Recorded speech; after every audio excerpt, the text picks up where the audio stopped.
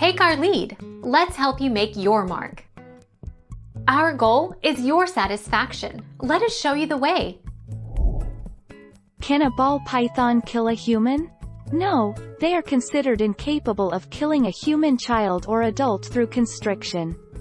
They are simply too small to pose such a threat, with the possible exception of human infants.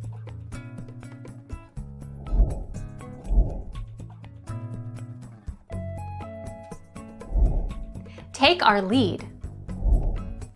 Snakes have a stigma attached to them for being mindless, cold-blooded animals. And as strange as it sounds, snakes can be the same way. They learn to recognize their owner or anyone else that handles them frequently. And they react differently with strangers than they would with their owners.